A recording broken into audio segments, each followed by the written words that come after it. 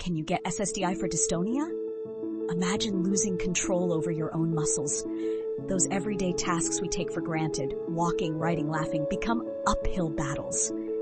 This is life with dystonia, a neurological condition causing painful involuntary contractions. But here's the big question. Can those affected receive Social Security Disability Insurance, SSDI benefits? Social Security Disability Insurance, SSDI, can be a lifeline for those unable to work due to severe conditions. It provides financial relief and medical support. While dystonia isn't specifically listed in SSA's Blue Book, many who suffer from it qualify. Do you know your rights and the process to access these benefits?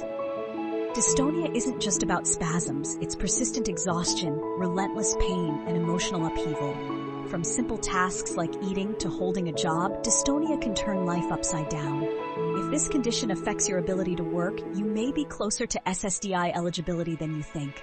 Let's explore how. Dystonia may not have a dedicated listing in SSA's definition of disabilities, but don't lose hope.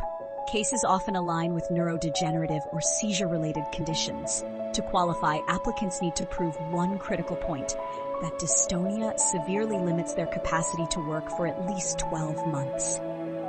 Medical documentation is the heart of your SSDI claim. Strengthen your case with detailed diagnoses, doctor statements, treatment plans, and test results. Reports showing how dystonia disrupts your routine and functional assessments from occupational therapists can create a compelling narrative for your disability. It's not just about having dystonia, it's about how it affects daily activities. Are you unable to sit for long? Do tremors prevent you from consistent productivity? These limitations carry more weight in your application than a basic diagnosis alone. Be prepared to articulate your struggles clearly. Applying for SSDI might seem complex, but breaking it down helps. Start by filling Form SSA 16 and include all records related to your condition. Next, answer their inquiries honestly. SSA might ask you to attend a consultative exam where a physician evaluates the severity of your dystonia symptoms. Missing details in your application is a leading cause of denials. Always supply up-to-date medical evidence and explain how dystonia impairs your ability to work. Avoid downplaying your symptoms, as this could mislead SSDI decision makers. Take your time to prepare a thorough, accurate submission. Don't be discouraged.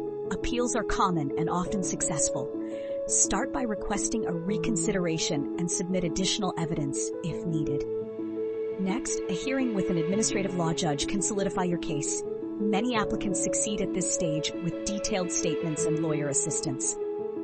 Navigating the SSDI labyrinth can feel overwhelming. Disability attorneys or advocates specialize in presenting strong claims and appeals. They understand SSA's requirements, ensuring no critical detail is missed. Hiring professional help often improves approval odds while sparing you unnecessary stress.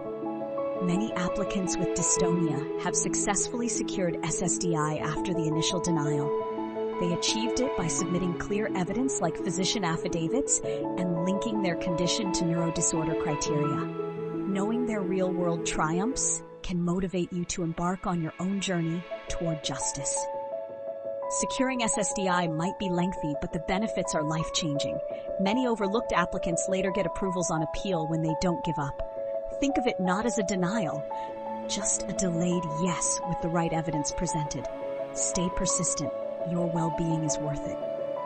Living with dystonia is hard enough.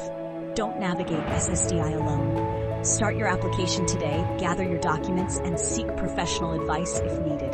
Trust that your efforts will pay off. The relief SSDI provides can make a transformative difference in your life. Begin your journey now.